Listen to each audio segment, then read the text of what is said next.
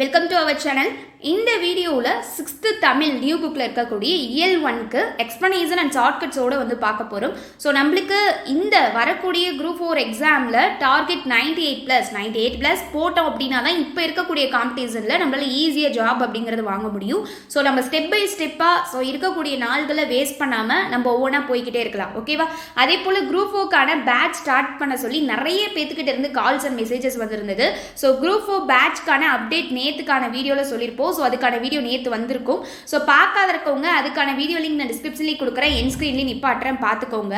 So group 4க்கான பேட்ச்சில் start ஆகிறதுக்கான admission வந்து October 1 வந்து ஸ்டார்ட் ஆகுது. ஸோ அதுக்கான அப்டேட் வீடியோ தான் நேற்று கொடுத்துருந்தோம், எப்படிலாம் வந்து பேட்ச் இருக்கும் அப்படின்னு சொல்லிட்டு. அது லிமிட்டட் சீட்ஸ் மட்டும்தான் அந்த பேட்சில் ஜாயின் ஆகிறதுக்கு. ஸோ நேற்று வீடியோ கொடுத்த உடனேவே நிறைய பேர் வந்து ஜாயின் ஆகிட்டு இருக்கீங்க. ஸோ அந்த போல் ஜாயின் ஆகணும் அப்படின்னா கீழே டிஸ்கிரிப்ஷனில் கான்டாக்ட் நம்பர்ஸ் இருக்கும். ஸோ ஜாயின் ஆக வில்லிங்காக இருக்கவங்க அதுலேயும் நீங்கள் கேட்டு கிளியர் பண்ணி ஜாயின் ஆகிக்கலாம். ஓகேவா? கரெக்டாக அக்டோபர் 1 ஷார்ப்பாக மார்னிங் 10 o'clock அனௌன்ஸ்மெண்ட் வீடியோ வரும். ஸோ அட்மிஷன் அன்னையிலேருந்து ஸ்டார்ட் ஆகுது. எப்படி ஜாயின் ஆகணும் அப்படிங்கிற டீட்டெயில்ஸ் எல்லாமே இதில் கொடுத்துருவோம். ஓகேவா? லிமிடெட் சீட்ஸ் மட்டும்தான். ஸோ ஜாயின் ஆகிறவங்க பிஃபோராகவே இது வந்து ஜாயின் ஆகிக்கலாம். கீழே டிஸ்கிரிப்ஷனில் கான்டாக்ட் நம்பர்ஸ் இருக்கும், அதுக்கு வாட்ஸ்அப்லேயோ அல்லது கால் பண்ணியோ நீங்கள் வந்து கேட்டுக்கலாம். ஸோ இது லெவல் 1லேருந்து லெவல் 5 அப்படின்னு சொல்லி அப்படியே பிரிச்சிருப்போம் ஸ்டெப் பை ஸ்டெப்பாக. ஸோ குரூப் 4 எக்ஸாம் வர வரைக்குமே அந்த பேட்ச் அப்படிங்கிறது தொடரும். ஸோ அந்த பேட்ச் எப்படி இருக்கும் அப்படிங்கிறதுக்கான நீங்கள் தெரிஞ்சுக்கணும்னு நினைக்கிறீங்க அப்படின்னா ஸோ அந்த வீடியோ லிங்க் டிஸ்கிரிப்ஷன்லேயே இருக்கும். அதே போல் என் ஸ்க்ரீன் ஒன்று கொடுக்குறேன், பார்த்துக்கோங்க. ஓகேவா? ரொம்பவே யூஸ்ஃபுல்லாக இருக்கும். அந்த பேட்ச் எல்லாத்தையுமே வந்து கம்ப்ளீட் பண்ணுற மாதிரி தான் அந்த பேட்ச் இருக்கும். ஓகேவா? அதே போல் நம்ம டெலிகிராம் சேனலில் ஜாயின் ஆக இருக்கீங்க அப்படின்னா ஜாயின் ஆகிக்கோங்க. ஸோ இந்த பேட்ச் அப்படிங்கிறது ஆப்பில் தான் போகும். ஸோ ஆப் லிங்க் இன்ஸ்டால் பண்ணிட்டு ரெஜிஸ்டர் மட்டும் பண்ணி வச்சுக்கோங்க. ஸோ ஜாயின் ஆக வில்லிங்காக இருக்கவங்க கீழே டிஸ்கிரிப்ஷனில் இருக்க நம்பருக்கு வாட்ஸ்அப்பில் மெசேஜ் பண்ணுங்கள் அல்லது கால்ஸ் பண்ணுங்கள். ஓகேவா? சரி, ஓகே, நம்ம இப்போ வந்து ஸ்டார்ட் பண்ணிடலாம். இப்போது என்னதான் 6ஆம் வகுப்பு அப்படிங்கிறது சின்ன பாடமாக இருந்தாலும், அதாவது சின்ன வகுப்பாக இருந்தாலும் இதுலேயும் வந்து நிறைய வந்து படிக்க வேண்டியது இருக்குது. ஓகேவா? ஸோ ஃபஸ்ட்டு இயல் 1. இயல் 1ல் வந்து பார்த்திங்கன்னா இருக்கக்கூடிய பாடங்கள் மொழி. ஸோ இதில் வந்து பார்த்திங்கன்னா ரொம்ப இம்பார்ட்டன்ட் அப்படிங்கிறது இன்பத்தமிழ். ஸோ பாரதிதாசன் பற்றி வரும். தமிழ் கும்மி பாவலரேறு பெருஞ்சித்திரனாருடையது. அடுத்து வளர்த்தமிழ் கனவு பழித்தது அப்படிங்கிறது ஜஸ்ட் நீங்கள் வந்து தெரிஞ்சுக்கிட்டிங்கன்னா மட்டும் போதுமானது. தமிழ் எழுத்துக்களோட வகையும் தொகையும் இதை வந்து நம்ம பார்க்க போகிறோம். ஸோ இப்போ எப்படி ஃபுல்லாக கம்ப்ளீட் பண்ணுறோம் அப்படிங்கிறத பாருங்கள்.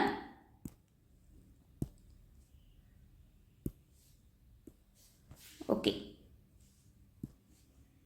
இப்போ ஃபஸ்ட்டு பாடமாக இன்பத்தமிழ் பார்க்க போகிறோம். ஸோ இன்பத்தமிழ் அப்படின்னா இதில் நீங்கள் தெரிஞ்சுக்க வேண்டியது அப்படிங்கிறது ஒன்றும் பெருசாக இல்லை. ஸோ இதில் வந்து பார்த்தீங்கன்னா இதோட ஆசிரியர் பாரதிதாசன். ஸோ இன்பத்தமிழ் என்னும் பாடலின் ஆசிரியர் யார் அப்படிங்கிறத கேட்பாங்க. ஸோ பாரதிதாசன்.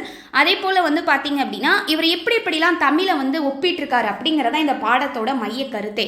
தமிழை என்னென்னலாம் ஒப்பிட்டிருப்பாருன்னா தமிழுக்கு என்னென்ன பெயர் இருக்குது அப்படின்னு சொல்லி கேட்பாங்க. தமிழுக்கு அமுதென்ற பெயர் இருக்குது, நிலவுங்கிற பெயர் இருக்குது, மனம் அப்படிங்கிற பெயர் இருக்குது. ஸோ இதை வந்து தெரிஞ்சுக்கோங்க. ஓகேவா? அது ரொம்ப ரொம்ப முக்கியம். தமிழுக்கு அமுதென்று, நிலவென்று, மனமென்று பெயர் இருக்குது. ஸோ இதை தெரிஞ்சுக்கோங்க.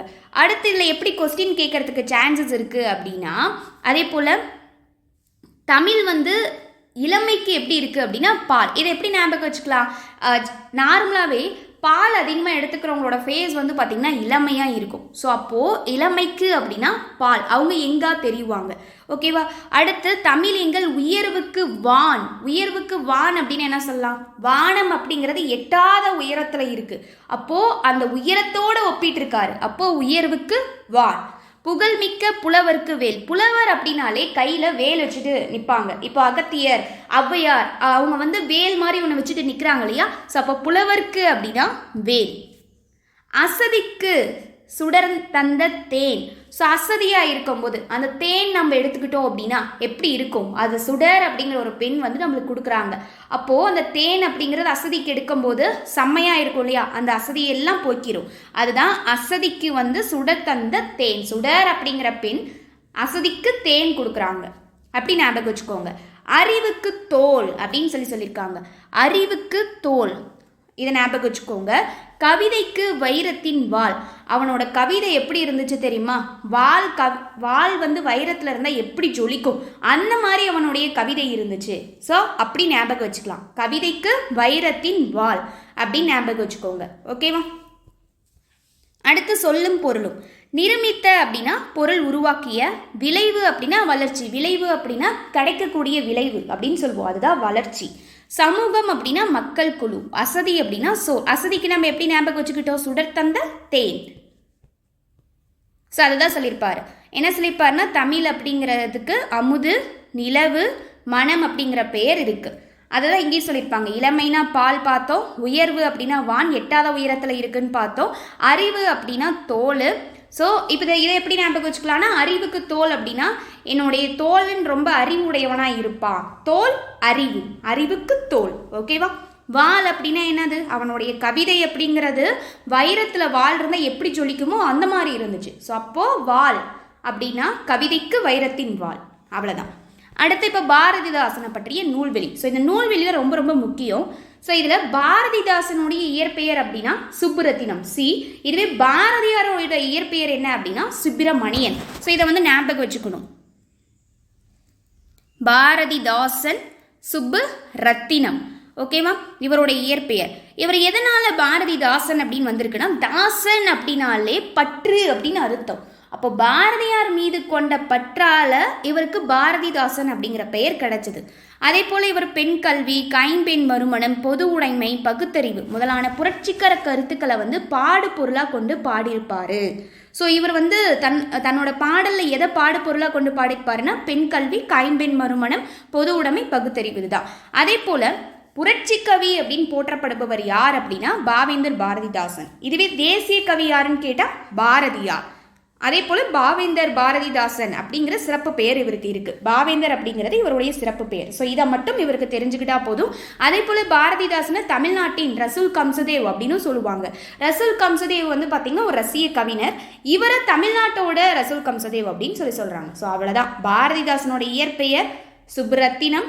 அதே போல் இவர் வந்து பார்த்திங்கன்னா தன்னுடைய பாடலில் எதை பாடு பொருளாக கொண்டு பாடியிருக்காரு அப்படின்னா பெண் கல்வி, கைம்பெண் மறுமணம், பொது உடைமை, பகுத்தறிவு. சிறப்பு பெயர் பாவேந்தர்.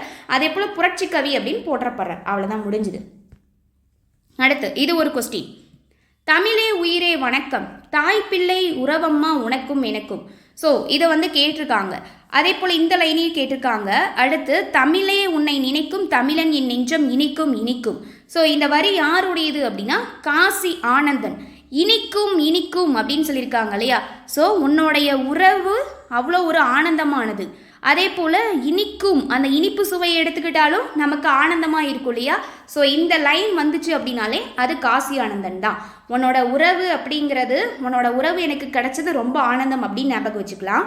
அதே போல் நம்ம இனிக்கும், இனிப்பை வந்து எடுத்துக்கும் போது ரொம்ப சந்தோஷப்படுவோம் இல்லையா? ஆனந்தம்னா மகிழ்ச்சி. ஸோ அதுக்கு காசி ஆனந்தன். இந்த 2 லைன் வந்துச்சுன்னா அவ்வளோதான். அடுத்து புக் பேக் பாருங்க. அப்படியே ஏற்ற தாழ்வற்ற டேஸ் அமைய வேண்டும், ஏற்ற தாழ்வற்ற சமூகம் அமைய வேண்டும். நாள் முழுவதும் வேலை செய்து களைத்தவர்களுக்கு டேஸ் ஆக இருக்கும். என்ன இருக்கும்? அசதியாக தான் இருக்கும். நிலவு கூட்டல் என்று என்பதனை சேர்த்தெழுத கிடைக்கும் சொல் நிலவென்று. தமிழ் கூட்டல் எங்கள் என்பதனை சேர்த்தெழுத கிடைக்கும் சொல் அப்படி இது சேரணும், அவ்வளோதான். இல்லு ஏவு சேர்ந்ததுன்னா லே அப்படின்னு வருமா? தமிழெங்கள். நெக்ஸ்ட் கொஸ்டின் பாருங்க. அமுது என்று என்னும் சொல்லை பிரித்தெழுத கிடைப்பது. அப்போ இதை பிரிக்கணுமா? இதை எப்படி பிரிக்கலாம்? அமுது கூட்டல் என்று. ஸோ அப்போ ஆப்ஷன் பி. செம்பயிர், அப்போது செம் அப்படின்னு வந்திருக்கு. அப்போ இது மை விகுதி கண்டிப்பாக வரும். இது இலக்கண குறிப்பில் கேட்டிருந்தாங்கன்னா இது பண்பு தொகை. அப்போ எப்படி வரும்? செம்மை கூட்டல் பயிர், ஆப்ஷன் ஏ. நெக்ஸ்ட் பாருங்க. விளைவுக்கு, விளைவுக்கு அப்படின்னு என்ன பார்த்தோம்? நீர். அறிவுக்கு அப்படின்னா தோல் பார்த்தோமா? என்னுடைய தோழன் அறிவுடையவன் அப்படின்னு சொல்லி பார்த்தோம். இளமைக்குன்னா பால் குடிக்கிறவங்க தான் இளமையாக இருப்பாங்க. புலவர் அப்படின்னாலே கையில் வேல் வச்சுருப்பாங்க. ஸோ வேல், அவ்வளோதான். நெக்ஸ்ட் தமிழ் கும்மி. ஸோ இது ஒன்றுமே இல்லை. கும்மி இதில் ஞாபகம் வச்சுக்க வேண்டியது அப்படின்னா தமிழ் கும்மியோட பாடலாசிரியர் வந்து பார்த்திங்கன்னா பெருஞ்சித்திரனார். இவருடைய சிறப்பு பெயர் வந்து பாவலரேறு. அவ்வளோதான். ஸோ இதில் வந்து பார்த்திங்க அப்படின்னா இந்த பாடல் அப்படியே படிச்சுக்கோங்க. இதில் இது வரைக்கும் எது கொஸ்டினாக கேட்டிருக்காங்கன்னா, ஊழி பல நூறு கண்டதுவாம், அறிவு ஊற்றெனும் நூல் பல கொண்டதுவாம் என்ற பாடல் வரை இடம்பெற்றுள்ள நூல் எது அப்படின்னா தமிழ் கும்மி. ஓகேவா? ஸோ ஊழி அப்படின்னா நீண்டது ஒரு காலப்பகுதி அப்படிங்கிறது பொருள். ஸோ இதை மட்டும் தெரிஞ்சுக்கோங்க. அடுத்து இது கூட கேட்டிருக்காங்க ஒரு டைம். கொட்டுங்கடி கும்மி கொட்டுங்கடி இளம் கோதையரே கும்மி கொட்டுங்கடி. ஸோ கும்மி அப்படின்னு சொல்லி இது வந்துருச்சு. ஸோ இதை வச்சு நீங்கள் வந்து தெரிஞ்சுக்கலாம். இந்த பாடல் வந்து எதில் இடம்பெற்றிருக்கு அப்படின்னா பாவலரேறு பெருஞ்சித்திரனார் வந்து பார்த்திங்கன்னா பல நூல்கள் வந்து ஏற்றிருப்பார். அதில் கனிச்சாறு அப்படிங்கிற நூலில் 8 தொகுதிகளாக இந்த பாடல் வந்து இடம்பெற்றிருக்கும். ஓகேவா? ஸோ இதில் வந்து பாருங்கள், ஆழிப்பெருக்கு, ஆழி அப்படின்னாலே கடல் தான், பெருக்குனா கோள், ஆழிப்பெருக்கு அப்படின்னா அதோட பொருள் கடல் கோள். மேதினி அப்படின்னா உலகம், ஓகேவா, மேதினி அப்படின்னா உலகம். அதே போல் பூதளம்னா பூமி, பார்னா உலகம். ஸோ இந்த பூமியை குறிக்கக்கூடிய சொல் நிறைய இருக்கு. ஊழி அப்படின்னா நீண்டதொரு காலப்பகுதி, உள்ளப்பூட்டு அப்படின்னா உள்ளத்தின் அறியாமை. ஸோ இதை தெரிஞ்சுக்கோங்க. பெருஞ்சித்திரனார். ஸோ இதில் பெருஞ்சித்திரனாரோட இயற்பெயர் வந்து பார்த்தீங்கன்னா மாணிக்கம் அல்லது துறை மாணிக்கம் அப்படின்னு கொடுத்தாலும் அது இவருடைய பேர் தான். 2019 நடந்த குரூப் 4ல் இந்த கொஸ்டின் கேட்டிருந்தாங்க. மாணிக்கம் அப்படின்னு கொடுக்காம துறை மாணிக்கம் அப்படின்னு கொடுத்துருந்தாங்க. ஸோ ஆன்சர் வந்து பார்த்தீங்க அப்படின்னா துறை மாணிக்கம் தான். ஸோ இவர் துறை மாணிக்கம் அப்படின்னு சொல்லலாம். இவர் வந்து பார்த்தீங்கன்னா சிறப்பு பெயர் என்னன்னா பாவலரேறு, இயற்பெயர் மாணிக்கம், சிறப்பு பெயர் வந்து பார்த்தீங்கன்னா பாவலரேறு. ஓகேவா. ஸோ இதை எப்படி ஞாபகம் வச்சுக்கலாம் அப்படின்னா சிறப்பு பெயரையும் இயற்பெயரையும் பெருஞ்சித்திரனாரா இவர் வந்து பாட்டு பாடுறதுல பெரிய மாணிக்கம் அப்படின்னு ஞாபகம் வச்சுக்கோங்க. பாட்டு பாடுறதுல பெரிய மாணிக்கம், அப்போ பாவலரேறு மாணிக்கம், பெருஞ்சித்திரனார் மாணிக்கம், முடிஞ்சது. ஸோ இவருடைய நூல்கள் என்னென்ன அப்படின்னா நிறைய நூல்கள் இயற்றிருப்பார். என் சுவை என்பது, கொய்யாக்கனி, மகப்பு குவஞ்சி, இதெல்லாமே நிறைய இருக்கும். ஆனால் இந்த 6ஆம் வகுப்பில் கொடுத்துருக்கக்கூடிய நூல்கள் என்னென்ன அப்படின்னா கனிச்சாறு, கொய்யாக்கனி, பாவிய குத்து, நூறாசிரியம். இதை வந்து நம்ம எப்படி ஞாபகம் வச்சுக்கலாம்னா ஒரு கொய்யா மரம் இருக்குல்ல, ஸோ அந்த கொய்யா மரத்தை வச்சு ஞாபகம் வச்சுக்கோங்க. இப்போ கொய்யா கனி, கொய்யாவோட கனி, ஓகேவா, கொய்யா கனி, அந்த சாறு இருக்குல்ல, அந்த சாறை வந்து எடுத்து கொத்தையும் வந்து 100 எடுத்துட்டு வா, ஓகேவா, அப்படி ஞாபகம் வச்சுக்கோங்க. கொய்யா கனி, கொய்யாவில் இருக்க கனியை எடுத்து சாரை அரைச்சி அதை எப்படி ஞாபகம் வச்சுக்கலாம் அப்படின்னா கொய்யா மரம் இருக்குது, அந்த கொய்யா மரத்தில் இருக்கக்கூடிய காயையும் கனி இருக்கு இல்லையா, ஸோ அந்த கனியையும் வந்து பார்த்தீங்க அப்படின்னா எடுத்துகிட்டு வந்து கொத்தையும் எடுத்துகிட்டு வந்து போட்டு சாரை அரைச்சி 100 பேர்த்துக்கு கொடு, அவ்வளோதான், முடிஞ்சு போச்சு. ஓகேவா. ஸோ இப்படி வந்து ஞாபகம் வச்சுக்கோங்க. கொய்யா மரத்தில் காய் இருக்கோ கனி இருக்கோ, அதே போல் அதில் வந்து கொத்து கொத்து கொத்தாக தானே இருக்கும். ஸோ அதெல்லாம் வந்து பார்த்திங்கன்னா அதை அரைச்சி இது பண்ணுறது வயிற்று பிரச்சனைக்கு ரொம்பவே வந்து நிறைய கேட்கும் அப்படின்னு சொல்லுவாங்க. ஸோ அதை வந்து அரைச்சி 100 பேர்த்துக்கு கொடு, அதுதான் நூறாசிரியம், முடிஞ்சுது. இந்த நூலை இப்படி ஞாபகம் வச்சுக்கோங்க. இவருடைய இதழ்கள் என்னென்ன அப்படின்னா தென் தமிழ், தமிழ் சிட்டு, தமிழ் நிலம், தென்மொழி, தமிழ் சிட்டு, தமிழ் நிலம், இது எல்லாமே இவருடைய இதழ்கள். ஸோ இதை வந்து கேட்டிருக்காங்க. இது எல்லாமே வந்து பார்த்திங்கன்னா தமிழ் பெயராகவே இருக்க மாதிரி இருக்கும். தென்மொழி, தமிழ் சிட்டு, தமிழ் நிலம். ஓகே. ஸோ இதை ஞாபகம் வச்சுக்கோங்க. அவ்வளோதான் இவருடைய நூல். அடுத்தது வந்து பார்த்திங்கன்னா இந்த பாடல் வந்து இந்த தமிழ் கும்மி பார்த்தோம் இல்லையா, இது கனிச்சாரில் தான் இடம்பெற்றிருக்கு. இது 8 தொகுதிகளாக வெளிவந்திருக்கும். அதே போல் தமிழுணர்வு நிறைந்த பாடல்களை கொண்டது தான் இந்த தமிழ் கும்மி. ஸோ இது ஜஸ்ட்டு தெரிஞ்சுக்கிட்டா போதும். இது ஒரு பாயிண்ட், இது ஒரு பாயிண்ட், அவ்வளோதான். நெக்ஸ்ட்டு இதை நம்ம அடிக்கடி சொல்லியிருப்போம். வான் தோன்றி வழி தோன்றி நெருப்பு தோன்றி மண் தோன்றி மலை தோன்றி மலைகள் தோன்றி ஊன் தோன்றி உயிர் தோன்றி உணர்வு தோன்றி ஒளி தோன்றி வாழ்ந்த அந்நாள் தேன் தோன்றியது போல மக்கள் நாவில் செந்தமிழே நீ தோன்றி வளர்ந்தாய் வாழி. இதில் எல்லாமே தமிழ் தோன்றியதை பற்றி தான் இந்த பாடல் வரியில் சொல்லப்பட்டிருக்கும். தோன்றி தோன்றி தோன்றி தோன்றின்னு வந்திருக்கு இல்லையா. ஸோ இந்த மாதிரி வந்ததுனாலே அது வாணிதாசன். ஓகேவா. நெக்ஸ்ட் இதுக்கான புக் பேக் பாருங்க. தாய்மொழியில் படித்தால் டேஸ் அடையலாம், உயர்வு அடையலாம். அப்போ உயர்வுனா மேன்மை, மேன்மைக்கான பொருள் தான் உயர்வு. தகவல் தொடர்பு முன்னேற்றத்தால் டேஸ் சுருங்கிவிட்டது, மேதினி, மேதினினா என்னன்னு பார்த்தோம், உலகம் சுருங்கிவிட்டது. செந்தமிழ் என்னும் சொல்லை பிரித்தெழுத கிடைப்பது, கவனிங்க, செந்தமிழுக்கான இலக்கண குறிப்பு கொடுத்தா நம்ம என்ன கொடுப்போம், பண்பு தொகை. அப்போ இதை செம்மை கூட்டல் தமிழ் அப்படின்னு பிரியும். பொய் அகற்றும் என்னும் சொல்லை பிரித்தெழுத கிடைப்பது, இது எப்படி பிரியும், பொய் கூட்டல் அகற்றும். பாட்டு கூட்டல் இருக்கும் என்பதனை சேர்த்தெழுத கிடைக்கும் சொல் பாட்டிருக்கும். அப்போ இது சேருதான், இது ரெண்டும் சேரும் போது டி அப்படிங்கிறது வரும், ஆப்ஷன் ஏ. 8 கூட்டல் திசை என்பதனை சேர்த்தெழுத கிடைக்கும் சொல் 8 திசை, ஆப்ஷன் ஏ. நெக்ஸ்ட் வந்து பாருங்க வளர் தமிழ். ஸோ இதில் என்ன தெரிஞ்சுக்கணும் அப்படின்னா தமிழ் அப்படிங்கிறது அதாவது தமிழ் கிடையாது, மொழிகள் வந்து பார்த்தீங்க அப்படின்னா உலக அளவில் 6000க்கும் மேற்பட்ட மொழிகள் இருக்குது. ஸோ தமிழை பற்றி எப்படி வளர்ந்து வந்திருக்கு அப்படிங்கிற அதோட வளர்ச்சியை பற்றி சொல்கிறதா வந்து பார்த்திங்கன்னா இந்த வளர் தமிழ் அப்படிங்கிற பாடம். ஸோ அதை தான் நம்ம பார்க்குறோம். இதில் எது கொஸ்டின் ஏரியா அப்படிங்கிறத மட்டும் பார்த்துக்கோங்க. அதே போல் வந்து பார்த்தீங்க அப்படின்னா மொழி அப்படின்னா எதற்கு உதவும், நம்ம புரிஞ்சுக்கிட்ட கருத்தை மற்றவங்க கிட்ட வந்து தெரிவிக்கிறதுக்காக பயன்படுத்தப்படுறதான் இது மொழி. ஸோ அதுதான் மொழி அப்படிங்கிறது. உலகளவில் மொழிகள் அப்படிங்கிறது 6000த்திற்கும் மேற்பட்ட மொழிகள் இருக்குது. ஸோ இது ஒரு கொஸ்டின். அதே போல் வந்து பார்த்தீங்க அப்படின்னா உலக மொழிகள் நிறைய இருந்தாலும் அதில் இலக்கண இலக்கிய வளம் பெற்று திகழக்கூடிய மொழிகள் அப்படிங்கிறது ஒரு சில மொழி தான். அதில் செம்மை மிக்க மொழியாக ஏற்றுக்கொள்ளப்பட்டவை வந்து சில மொழி தான். அதில் தமிழ் மொழியும் அந்த செம்மொழி அப்படிங்கிற சிறப்பு பெற்ற ஒரு மொழியாக இருக்கு. அதை தான் பாரதியார் எப்படி சொல்லியிருக்கார் அப்படின்னா, யாமறிந்த மொழிகளிலே தமிழ் மொழி போல் இனிதாவது எங்கும் காணோம் அப்படின்னு சொல்லி பாரதியார் சொல்லியிருப்பாரு. இது வெரி வெரி இம்பார்ட்டன்ட். இந்த வரி யாருடையதுன்னா பாரதியார். எதை சொல்லியிருக்காரு? தமிழை சொல்லியிருக்காரு. அதே போல தமிழை இன்னமும் என்ன சொல்லியிருப்பாருன்னா மூத்த மொழி, மொழிகளுக்கெல்லாம் மூத்த மொழி அப்படின்னு சொல்லி தமிழை சொல்லுவோம். அதை எப்படி சொல்லியிருக்காருன்னா பாரதியார், என்று பிறந்தவள் என்று உணராத இயல்பினலாம் எங்கள் தாய். அதாவது எப்போ என்னோட மொழி தோன்றியது அப்படிங்கிற அளவுக்கு கருத்திட முடியாத அளவுக்கு இந்த தமிழ் மொழி அப்படிங்கிறது இருக்குப்பா அப்படின்னு சொல்லி இந்த வரியில சொல்லியிருக்காரு. இதுவும் பாரதியாருடைய தான் இம்பார்ட்டன்ட். தமிழ்லேயே நமக்கு கிடைத்த மிக பழமையான இலக்கண நூல் எது அப்படின்னா தொல்காப்பியம். ஓகேவா? ஸோ இதை வந்து தெரிஞ்சுக்கோங்க. அடுத்து அதெல்லாம் விட்டுருங்க. நெக்ஸ்ட்டு கொஸ்டின் ஏரியா எது அப்படின்னா இந்த எளிய மொழிக்கு வாங்க. எளிய மொழியில் வந்து பார்த்தீங்க அப்படின்னா ஜஸ்ட் தமிழ் மொழி அப்படிங்கிறது பேசவும் படிக்கவும் எழுதவும் உகந்த மொழி. இதில் வலஞ்சுழி எழுத்துக்கள் இடஞ்சுழி எழுத்துக்கள் அப்படின்னு சொல்லி நிறைய டைம் வந்து கொஸ்டின் கேட்டே வராங்க. தமிழ் மொழியை எழுதும் முறை வந்து மிக எளிதிதான். இதற்கேற்ப தமிழ் எழுத்துக்கள் வந்து பெரும்பாலும் எந்த எழுத்துக்களாகவே அமையும் அப்படின்னா வலஞ்சொலி எழுத்துக்கள். Very very important. தமிழ் மொழி எழுத்துக்கள் அதாவது தமிழ் எழுத்துக்கள் அப்படிங்கிறது பெரும்பாலும் எந்த எழுத்துக்களாகவே அமைஞ்சிருக்கு அப்படின்னா வலஞ்சொலி எழுத்துக்கள் தான். அந்த வலஞ்சொலி எழுத்துக்கள் என்னென்ன அப்படின்னா ஆ, ஏ, ஔ, 3 சுழி நா, நா. இது வலஞ்சுழி எழுத்துக்கள் பெரும்பாலாக அமைஞ்சிருக்கு இல்லையா, அதுதான் இந்த எழுத்துக்கள். இடஞ்சுழி எழுத்துக்கள்னா டயலை, அவ்வளோதான். இடஞ்சுழி எழுத்துக்கள்னா டயலை. இதை கரெக்டாக ஞாபகம் வச்சுக்கிட்டிங்கன்னா இதை நீங்கள் கண்டுபிடிச்சிருவீங்க.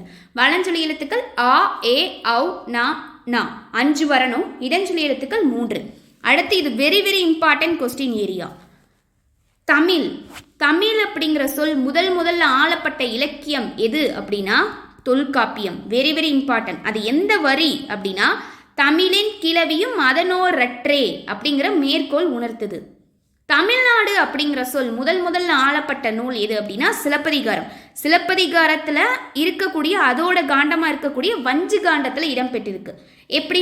இமிழ்கடல் வேலியை நான் அடிக்கடி சொல்லியிருப்பேன். வேலி அப்படிங்கிற ஒரு சொல் வந்துருச்சுனாலே அது சிலப்பதிகாரம் தான். ஸோ அந்த தமிழ்நாடு அப்படிங்கிற சொல் முதல்ல ஆளப்பட்ட நூல் எது அப்படின்னா சிலப்பதிகாரத்தில் இருக்கக்கூடிய வஞ்சி காண்டத்தில். ஓகேவா? 165 இருக்கு. தமிழன் அப்படிங்கிற சொல் முதல்ல ஆளப்பட்ட நூல் அப்பர் தேவாரம். என்ன மேற்கோள்னா தமிழன் கண்டாய். இதுதான். ஸோ இதை மட்டும் தெரிஞ்சுக்கோங்க. இது மட்டும் கொஸ்டின் ஏரியா. தமிழ்னா தொல்காப்பியம், தமிழின் கிளவியும் அதனோரற்றே. தமிழ்நாடுனா சிலப்பதிகாரத்தில் வஞ்சிகாண்டம், இமிழ்கடல் வேலியை தமிழ்நாடு ஆக்கிய. தமிழன்னா தேவாரம், அப்பர் தேவாரம். வரி தமிழன் கண்டாய். அடுத்து சீர்மை. சீர்மை அப்படின்னாலே அதற்கான பொருள் ஒழுங்குமுறை. அதாவது தமிழ சீர்மை மொழின்னு சொல்கிறாங்க. ஒழுங்குமுறையை கொண்ட மொழி அப்படின்னு சொல்கிறாங்க. ஓகேவா? அதாவது வரிசைப்படுத்தி ஒழுங்குமுறையில் அமைஞ்சிருக்கு. அதை தான் சீர்மை மொழி அப்படின்னு சொல்கிறாங்க. அதே போல் நம்மளுக்கு எத்தனை திணைகள் இருக்குது அப்படின்னா 2 திணைகள் இருக்குது. என்னென்ன? உயர்திணை, அக்ரிணை அப்படின்ட்டு 2 வகை திணைகள் இருக்குது.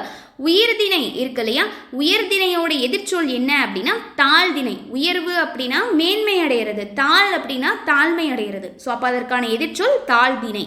ஆனால் தாழ்திணை அப்படின்னு கூறாம அக்ரிணை அப்படின்னு சொல்லியிருக்காங்க. அதுக்கு மீனிங் என்ன அப்படின்னா உயர்வு அல்லாத திணை அப்படிங்கிறதா மீனிங். அதை ஏன் தாழ்திணை அப்படின்னு சொல்லாமல் அக்ரிணைன்னு சொல்லியிருக்காங்க அப்படின்னு சொல்லியிருக்காங்க. அவ்வளோதான். அதே போல தான் அதற்கு தான் ஒரு எடுத்துக்காட்டாக சொல்லுவாங்க. பாங்கற்காய் இருக்குல்ல, பாங்கற்காய் அப்படிங்கிறது கசப்பு சுவை உடையது தானே. அதை கசப்பு காயினே சொல்லாமே. அதை ஏன் கசப்பு காயின்னு சொல்லாமல் இனிப்பு அல்லாத காயினாலும் பொருள் என்னது? அது கசப்பு காயின் தான் பொருள். அதை பாங்கற்காய் இனிப்பு அல்லாத காய்ங்கிற பொருளை கொடுத்து பாங்கற்காயின்னு கொடுத்துருக்காங்க அப்படின்னு சொல்லியிருக்காங்க. அவ்வளோதான். ஸோ அப்போது எதனால் இந்த மாதிரி சொல்லியிருக்காங்க அப்படின்னா சீர்மை மிக்கது தமிழ் மொழி அப்படிங்கிறதுனால தமிழ் மொழிக்கு ஏற்ற சீர்மைப்படுத்தி இந்த பெயரால் குறிப்பிட்டிருக்காங்க. அதாவது உயர்திணைக்கு ஆப்போசிட் தாழ்திணையாக இருந்தாலும் தாழ்திணை வந்து தமிழ் இதுக்கு கரெக்டாக மேட்ச் ஆகாதனால அக்ரிணை அப்படின்னு கொடுத்துட்டாங்க, உயர்வல்லாத திணை அப்படின்னு சொல்லி தமிழ் மொழிப்படி. அடுத்து பாகக்காய் அப்படிங்கிறது கசப்பு சுவை உடையதாக இருந்தாலும் கசப்புக்காய் அப்படின்னு சொல்லாமல் தமிழ் மொழிப்படி சீர்மைப்படுத்தி அதை பாகற்காய் அப்படின்னு சொல்லிட்டாங்க, இனிப்பு அல்லாத காய் அப்படின்னு சொல்லி. அடுத்து இது ஒரு கொஸ்டினாக கேட்டிருக்காங்க, பாகற்காயை எப்படி பிரிக்கலாம்? பாகு கூட்டல் அல் கூட்டல் காய்னு பிரிக்கலாம். அக்ரிணையை எப்படி பிரிக்கலாம் அப்படின்னா அல் கூட்டல் திணைன்னு பிரிக்கலாம். அதற்கான பொருள் என்னன்னு கேட்டால் உயர்வு அல்லாத திணை, அவ்வளோதான். அடுத்து இங்கேருந்து கொஸ்டின் ஏரியா ஸ்டார்ட் ஆகுது. ஸோ இதில் வந்து பார்த்தீங்க அப்படின்னா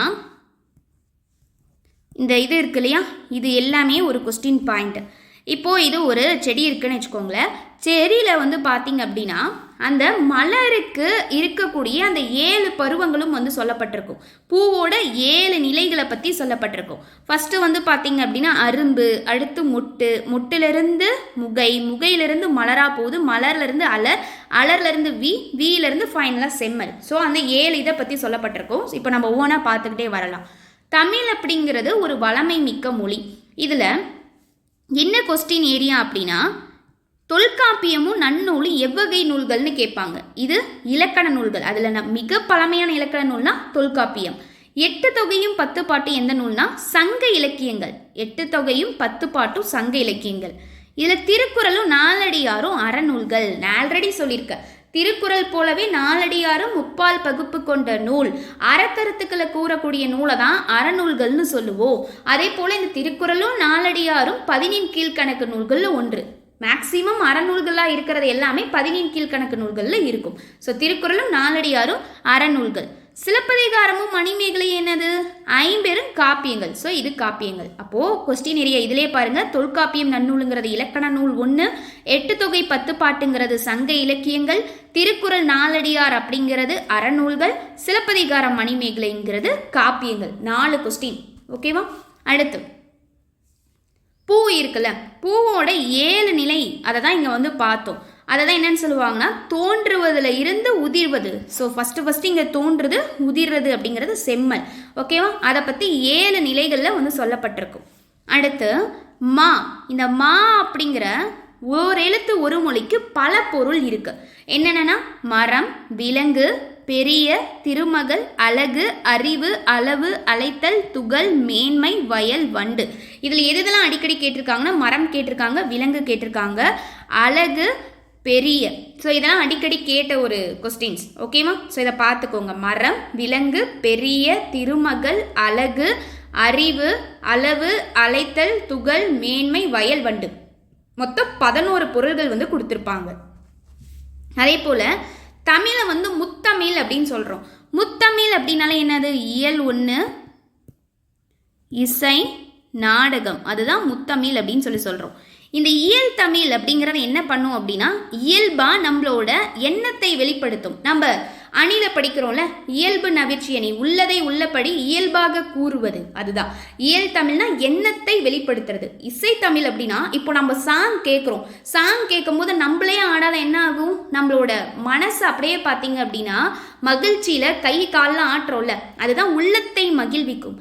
நாடக தமிழ்னா என்ன பண்ணும்? இப்போ ஒரு சீரியல் பார்க்குறோம், அந்த சீரியலில் வரக்கூடிய சவுண்ட்ஸு, அவங்க பேசுகிற அந்த இது, ஸோ அவங்க நடிக்கிறாங்க இல்லையா, ஸோ அந்த ஆக்டிங், அதை எல்லாமே நம்மளோட உணர்வில் கலந்து இப்போ நிறைய பேர் என்ன பண்ணுறாங்க, சீரியல் பார்க்கும்போது ரொம்ப இன்ட்ரெஸ்டிங்காக சொல்கிற மாதிரி ஏதோ உண்மையாலுமே இன்சிடென்ட் நடந்த மாதிரி வந்து கழுத்தில் கத்தி வச்சுட்டா ஐயோ என்ன நடக்க போகிறது தெரியலையே. இந்த விவேக் காமெடியில் வந்த மாதிரி தான், ஆட்டோவில் ட்ராவல் போய்கிட்டு இருக்கும்போது இந்த கதையை வந்து சொல்லுவாங்க, ஏதோ அதிர்ச்சியில் கேட்டுட்டு வர மாதிரி இருக்கும், கடைசியில் பார்த்தா சீரியலை பற்றி பேசுவாங்க, அந்த மாதிரி தான். ஸோ நாடக தமிழ் அப்படிங்கிறது உணர்விலே கலந்து அவங்களுடைய வாழ்வோட நிறை குறைகளை சுட்டி காட்டுறது தான் நாடக தமிழ். ஸோ தெரிஞ்சுக்கோங்க, இது ஒரு டைம் கொஸ்டினாக கேட்டிருக்காங்க.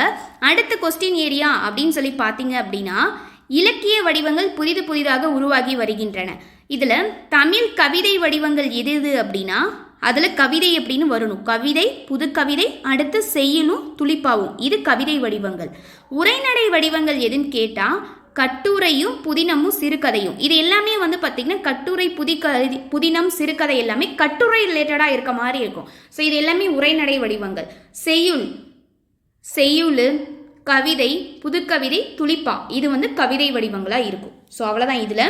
அடுத்து வந்து பார்த்தீங்கன்னா இது ஒரு கொஸ்டின் ஏரியா, தாவரத்தோட இலை பெயர்கள். ஸோ இலை அப்படின்னு சொல்லி எதுக்கெல்லாம் சொல்லுவோம்னா ஆலமரத்துக்கு இலை தான் சொல்லுவோம், அரச மரத்துக்கு, மா, பலா, வாழை இது எல்லாத்துக்குமே இலைன்னு தான் சொல்லுவோம். வாழை இலை, பலா இலை, மா இலை அப்படின்னு தான் சொல்லுவோம்.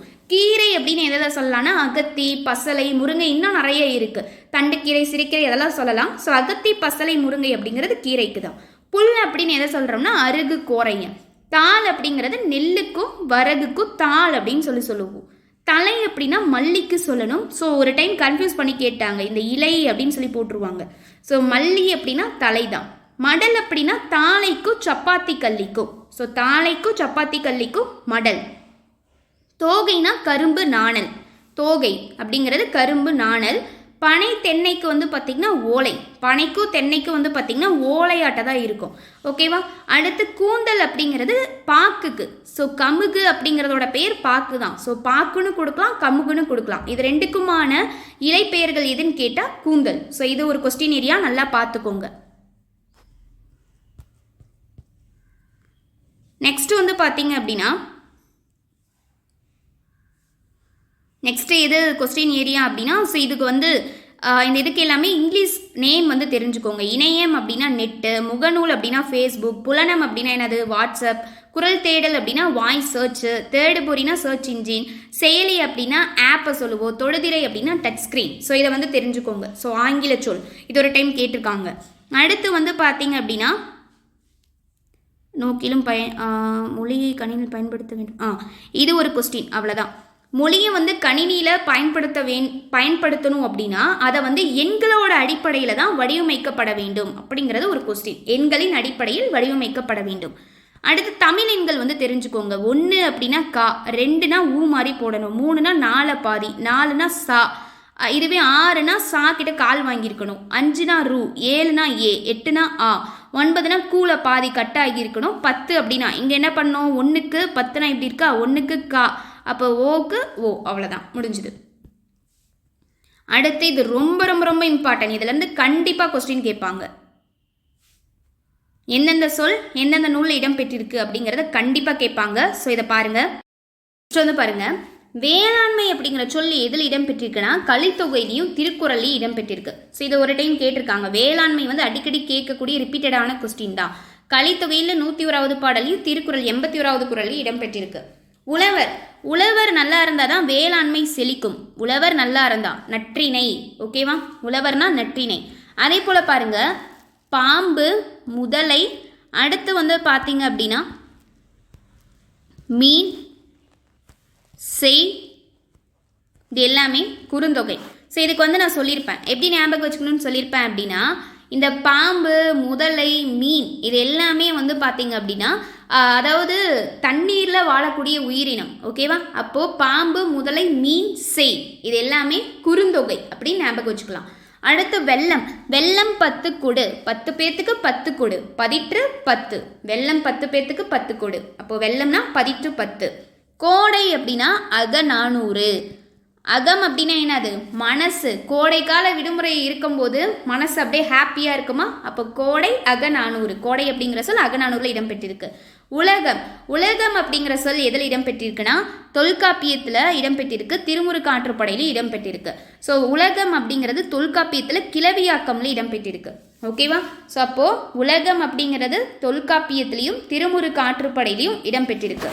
மருந்து, மருந்து அப்படிங்கிற சொல் வந்து பார்த்தீங்க அப்படின்னா அகநானூறு, திருக்குறளில் இடம்பெற்றிருக்கு. ஸோ இதை இப்படி எடுத்துக்கலாம். கோடை அப்படிங்கிற சொல்லும் அகநானூரில் தான் இடம்பெற்றிருக்கு, மருந்து அப்படிங்கிற சொல்லும் அகநானூரில் தான் இடம்பெற்றிருக்கு. மனசு சரியில்லைனா மருந்து எடு. ஸோ அப்போது மனசு சரியில்லை, அகநானூர்னா மனசு, மனசு சரியில்லைன்னா மருந்து எடு அப்படின்னு ஞாபகம் வச்சுக்கலாம். அடுத்து ஊர், ஊர் அப்படிங்கிறது எதில் இடம்பெற்றிருக்குன்னா தொல்காப்பியத்தில் அகத்திணையில் இடம்பெற்றிருக்கு. அடுத்து அன்பு, அன்பும் வந்து பார்த்திங்கன்னா தொல்காப்பியத்தில் தான் எக்ஸ்ட்ரா திருக்குறளில் இடம்பெற்றிருக்கு. அதே போல் உயிர், இதுவும் தொல்காப்பியத்தில் கிளவியாக்கத்தில் இடம்பெற்றிருக்கு, அதே போல் திருக்குறளில் இடம்பெற்றிருக்கு. மகிழ்ச்சி தொல்காப்பியத்தில் இடம்பெற்றிருக்கு, கற்பியலில், திருக்குறளில் இடம்பெற்றிருக்கு. புகழ் வந்து பார்த்திங்கன்னா தொல்காப்பியத்தில் வேற்றுமையில் இடம்பெற்றிருக்கு. அதே போல் அரசு அப்படிங்கிற சொல் திருக்குறளில் இடம்பெற்றிருக்கு. அரசை பற்றி வந்ததுனாலே இது திருக்குறள் தான். செல் அப்படிங்கிற சொல் தொல்காப்பியத்தில் புறத்திணையில் இடம்பெற்றிருக்கு. அதே போல் ஒளி, முடி இதுவும் தொல்காப்பியம் தான். இப்போ இருங்க, தொல்காப்பியத்தில் மட்டுமே என்னென்ன சொல் இடம்பெற்றிருக்கு அப்படின்னு சொல்லி பாருங்க. ஊறு, அன்பு, உயிர், மகிழ்ச்சி, செல், ஒளி, முடி. இதை எப்படி ஞாபகம் வச்சுக்கலாம்? அன்பு அப்படிங்கிற ஒரு கேரக்டர், ஓகேவா? அவர் என்ன பண்ணுறாருன்னா அவரோட தாத்தாவோட உயிரை காப்பாற்றுறதுக்காக ஊருக்கு மகிழ்ச்சியாக செல்கிறான், ஓகேவா? அவ்வளோதான். இல்லை அப்படின்னா அவரு ஒளிஞ்சார், அவர் தாத்தா. ஸோ அவ்வளோதான். ஸோ ஒளி, முடி. தாத்தாவுக்கு முடியாதனால அன்பு அவரை கூட்டிக்கிட்டு என்ன பண்ணுறாரு அப்படின்னா ஊருக்கு மகிழ்ச்சியோட செல்றாரு. இல்லைன்னா அவர் ஒளிஞ்சார். அவ்வளோதான். இது ஷார்ட்கட். இது எல்லாமே தொல்காப்பியத்தில் இடம்பெற்றிருக்கு, ஓகேவா? ஸோ இது ஒரு கோர்வையாக ஞாபகம் வச்சுக்கோங்க. இது எல்லாமே தொல்காப்பியத்தில் இடம்பெற்றிருக்கு. அன்பு அப்படிங்கிற ஒரு கேரக்டர் அவர் தாத்தாவுக்கு உடம்பு முடியல அப்படிங்கிறதுனால அவரை மகிழ்ச்சியோடு அவர் உயிரை காப்பாற்றுறதுக்காக ஊருக்கு கூட்டிக்கிட்டு போகிறாரு, ஓகேவா? அதான் செல், ஓகேவா? இல்லை அப்படின்னா அவர் ஒளிஞ்சார் அப்படின்னு ஞாபகம் வச்சுக்கோங்க. பார் அப்படின்னாவே பெரும்பானாற்று படை. பார் அப்படிங்கிறதுனா உலகம். ஸோ உலகம் அப்படிங்கிறது ரொம்ப பெரியது. ஸோ அப்போ பெரும்பானாற்று படையில் இடம்பெற்றிருக்கு. அரசு அப்படின்னாலே திருக்குறளில் இடம்பெற்றிருக்கு, ஓகேவா? அடுத்து இதுக்கு புக் பேக் பாருங்க. தொன்மை என்னும் சொல்லோட பொருள் பழமை. தொன்மை அப்படின்னாலே பழமை தான். இடப்புறம் இதை பிரித்தெழுத கிடைப்பது எப்படி கிடைக்கும்? இடம் கூட்டல் புறம் அப்படின்னு சொல்லி வரும். சீரிழமை இது பண்பு தொகை. அப்போ பிரித்தோம் அப்படின்னா சீர்மை கூட்டல் இளமை அப்படின்னு பிரியும். அடுத்து சிலம்பு கூட்டல் அதிகாரம், இதை சேர்த்து எழுத கிடைப்பது சிலப்பதிகாரம். கணினி தமிழ், இதை சேர்த்து எழுதணும் அப்படின்னா கணினி தமிழ் அப்படின்னு வரும். கணினி கூட்டல் தமிழ. தமிழ் மொழி போல் இனிதாவது எங்கும் காணும். தமிழ் மொழியை பற்றி யார் சொல்லியிருப்பாரு? பாரதியார். என்று பிறந்தவள் என்று உணராத இயல்பினலாம் அப்படின்னு சொல்லியிருப்பாரு. யாமறிந்த மொழிகளிலே தமிழ் மொழி போல் இனிதாவது எங்கும் காணும்னு சொல்லியிருப்பாரு. மா அப்படின்னா விலங்கு. மானா பெரிய விலங்கு. இதெல்லாம் கொஸ்டினாக கேட்டிருக்காங்க அப்படின்னு சொல்லி பார்த்தோம். நெக்ஸ்ட் கனவு பழித்ததில் பார்த்தீங்க அப்படின்னா இதெல்லாம் எதுவும் இது கிடையாது. ஜஸ்ட் இந்த மேற்கோள்களை மட்டும் தெரிஞ்சுக்கிட்டிங்கன்னா போதும். என்ன அப்படின்னா ஓரறிவு முதல் 6 அறிவு வரை வகைப்படுத்தியவர் யாருன்னா தொல்காப்பியத்தில் வகைப்படுத்தியிருப்பார். அதே போல் பஞ்சபூதங்கள்னு எதை சொல்கிறோம் அப்படின்னா நிலம், நீர், நெருப்பு, காற்று, ஆகாயம். ஸோ அதை பற்றி தான் ஓரறிவு முதல் 6 அறிவு வரை இதெல்லாத்தையும் தொல்காப்பியர் தொல்காப்பியத்தில் சொல்லியிருப்பார். அதே போல் இது ஒரு question, very very very important. கடல் நீர் ஆவியாகி மேகமாகும், பின்னர் மேகம் குளிர்ந்து மழையாக பொழியும் அப்படிங்கிற செய்தியை பற்றி கூறாத பழந்தமிழ் இலக்கிய நூல் எது அப்படின்னு கேட்பாங்க. இதெல்லாம் கொடுத்துட்டு இதில் பொருந்தாத நூல் ஏதோ ஒன்று கேட்கலாம். ஸோ அதை பற்றி சொல்லக்கூடிய நூல்கள் எது அப்படின்னா முல்லைப்பாட்டு, பரிப்பாடல், திருக்குறள், கார் 40, திருப்பாவை. இந்த நூலில் அந்த அறிவியல் செய்தி குறிப்பிடப்பட்டிருக்கு. ஒருவேளை சப்போஸ் இதற்கு இடையில திருமுரு காற்றுப்படையை கொண்டு வந்துட்டாங்கன்னா அதுதான் பொருந்தாதது. ஸோ அதை பற்றிய செய்தி இந்த 5 நூல் முல்லைப்பாட்டு, பரிப்பாடல், திருக்குறள், கார் 40, திருப்பாவையில் தான் இடம்பெற்றிருக்கு.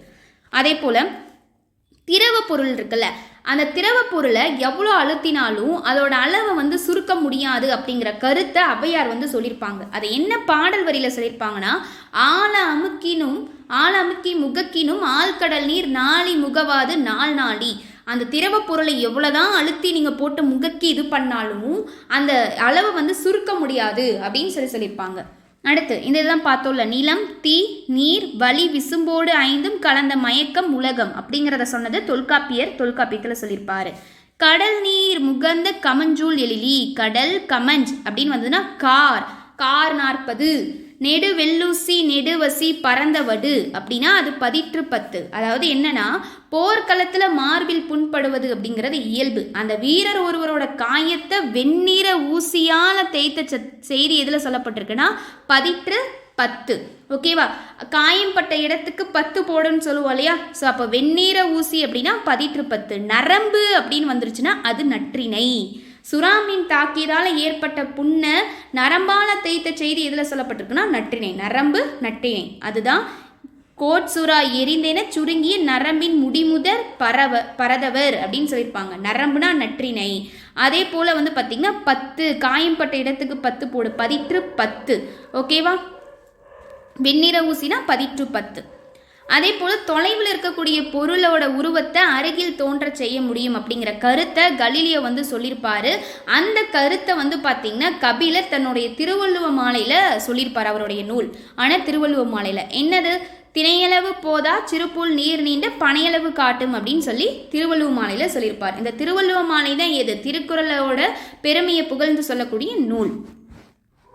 அடுத்து இங்கே மட்டும் பாருங்க, தமிழில் பயின்ற அறிவியல் அறிஞர்கள் யார் யார் அப்படின்னா, முன்னாள் அதாவது மேனாள் குடியரசுத் தலைவராக இருந்த டாக்டர் ஏபிஜே அப்துல் கலாமும், இஸ்ரோ அறிவியல் அறிஞராக இருக்கக்கூடிய டாக்டர் மயில்சாமி அண்ணாதுரையும், அதே போல் இஸ்ரோவின் தலைவர் டாக்டர் கை சிவன். ஸோ இவங்க எல்லாருமே, இவங்க 3 பேரும் வந்து பார்த்திங்கன்னா தமிழில் பயின்ற அறிவியல் அறிஞர்கள்.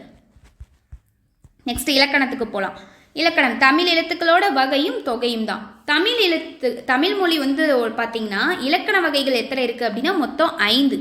தமிழ் மொழியோட இலக்கண வகைகள் மொத்தம் எத்தனைன்னு கேட்டாங்கன்னா 5. என்னென்ன, எழுத்து, சொல், பொருள், யாப்பு, அணி, இதுதான் அந்த 5. ஓகேவா? ஸோ இதை வந்து தெரிஞ்சுக்கோங்க. எழுத்து அப்படின்னா என்னன்னா, ஒளி வடிவமாக எழுப்பப்படுவதும் வரி வடிவமாக எழுதப்படுவதும் ரொம்ப ரொம்ப முக்கியம். ஒளி வடிவமாக எழுப்பப்படுறது அப்படின்னா நான் இப்போ சொல்கிறேன் இல்லையா, இதுதான் ஒளி வடிவமாக எழுப்பப்படுறது. அதை வரி வடிவமாக எழுதுறோம் இல்லையா, இப்போ தமிழ் அப்படின்னு சொல்கிறத நான் எழுதுறது தான் எழுதப்படுவது, வரி வடிவம். அதை தான் எழுத்து அப்படின்னு சொல்லி சொல்கிறோம். உயிரெழுத்துக்கள், உயிருக்கு முதன்மையானது அப்படின்னா காற்று தான். ஓகேவா? இயல்பாக காற்று வெளிப்படுத்தும் போது தான் இந்த உயிரெழுத்து அப்படிங்கிறது பிறக்குது. வாயை வந்து திறக்கிறது, உதடுகளை விரிக்கிறது, உதடுகளை குவித்தல், இந்த செயல்பாடுகளால் உயிரெழுத்துக்களான ஆ முதல் ஔ வரை இந்த 12 உயிரெழுத்துக்களும் பிறக்குது அப்படின்னு சொல்கிறாங்க. அதற்கு முதன்மையாக இருக்கக்கூடியது காற்று அப்படின்னு சொல்லியிருக்காங்க. ஸோ அதே போல் வந்து பார்த்திங்கன்னா மொத்தம் இந்த 12 எழுத்தில் 5 எழுத்து குறில் எழுத்து, அதே போல் 7 எழுத்து வந்து பார்த்திங்கன்னா நெடில் எழுத்தாக இருக்கும். இந்த குறில் எழுத்துக்கான மாத்திரை எத்தனைன்னு கேட்டாங்கன்னா 1, நெடில் எழுத்துக்கான மாத்திரை எத்தனைன்னு கேட்டாங்கன்னா 2. அவ்வளோதான்.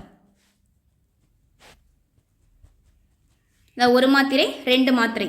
இந்த மாத்திரை அப்படின்னா நான் இப்போ சொடக்கு போடுறேன் பார்த்தீங்களா, இந்த டைம்லேயோ அல்லது கண்ணை வந்து இமைக்கிறோம் இல்லையா, இந்த நொடி செகண்டை சொல்கிறது தான் வந்து என்னென்னா ஒரு மாத்திரை அப்படின்னு சொல்லி சொல்லுவோம்.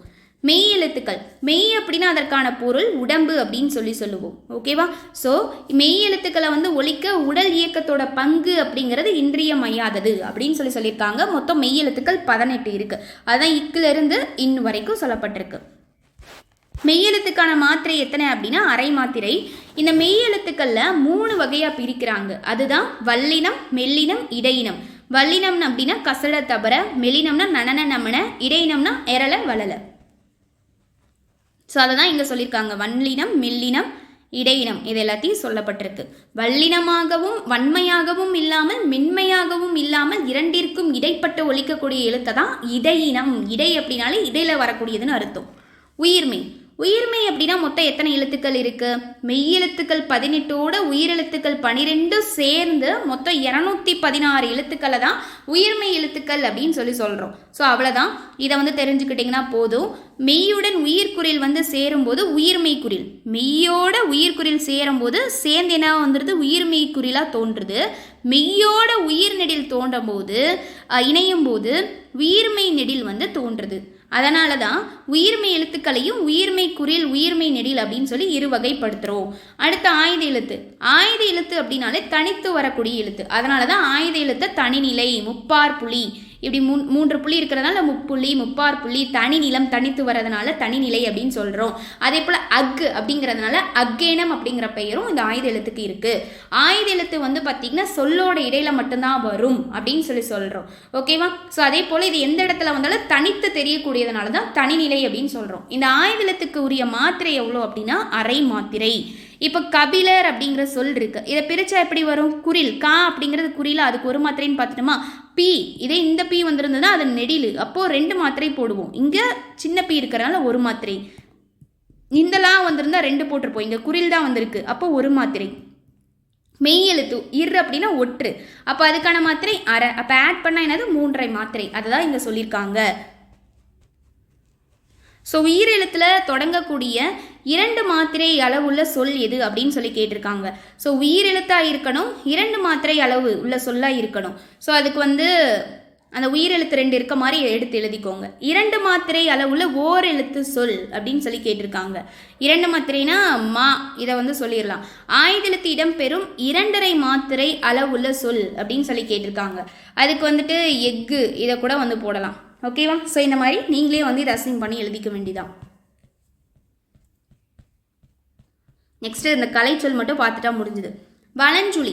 வலஞ்சுழி எழுத்துக்கள்லாம் டயலை பார்த்தோமா? ஸோ அதுக்கு இங்கிலீஷ் மீனிங் என்னென்னா கிளாக் வைஸ். இதுவே இடஞ்சுழி அப்படின்னா ஆன்டி கிளாக் வைஸ். எப்பயுமே ஆன்டி அப்படின்னாலே ஆப்போசிட்டாக தான் இருப்பாங்க. ஸோ அதுதான் இடஞ்சுழி, ஆன்டி கிளாக் வைஸ். இணையம் அப்படின்னா இன்டர்நெட்டு, தேடு பொறினா சர்ச் இன்ஜின், முகநூல்னா ஃபேஸ்புக், புலனம்னா வாட்ஸ்அப், இது எல்லாமே நான் அங்கேயே சொல்லிட்டேன். குரல் தேடல்னா குரல் தேடல், வாய்ஸ் சர்ச். தொடு அப்படின்னா டச்சு, திரை அப்படின்னா ஸ்க்ரீன், டச் ஸ்க்ரீன். செயலினா ஆப், மின்னஞ்சல்னா இமெயில். இதில் இது 2 முக்கியம். புலனம் அப்படிங்கிறது வாட்ஸ்அப்பை குறிக்கக்கூடியது. முகநூல், முகம், ஃபேஸ். நூல் அப்படின்னா புக், ஃபேஸ்புக். ஓகேவா? இது 2ஐயும் கன்ஃபியூஸ் பண்ணிக்காதீங்க. ஓகே, இந்த வீடியோ கண்டிப்பாக உங்களுக்கு யூஸ்ஃபுல்லாக இருந்திருக்கும். இந்த வீடியோவோட கம்ப்ளீட்டாக இயல் 1 அப்படிங்கிறத முடிச்சாச்சு. ஸோ இந்த வீடியோ பிடிச்சிருந்து அப்படின்னா லைக் பண்ணுங்கள். வேறு எந்த மாதிரிலாம் வீடியோஸ் வேணும் அப்படிங்கிறதையும் மறக்காமல் கமெண்ட் செக்ஷனில் சொல்லுங்கள். அதே போல் குரூப் 4க்கான பேட்சில் ஜாயின் ஆகிறவங்களும் கீழே கான்டாக்ட் நம்பர்ஸ் இருக்கும். அதுக்கு இப்பயே நீங்கள் பிஃபோராகவே ஜாயின் ஆகிறதுனாலும் ஜாயின் ஆகிக்கலாம். கண்டிப்பாக October 1 morning 10 o'clock announcement video வந்துடும். So peace secured. ஸோ எங்கள் கூட வந்து ஃபோக்கஸ்டாக இருங்க. ஸோ இந்த வீடியோ பிடிச்சிருந்து அப்படின்னா லைக் பண்ணுங்கள், உங்கள் ஃப்ரெண்ட்ஸ்க்கும் ஷேர் பண்ணுங்கள். Thank you very much.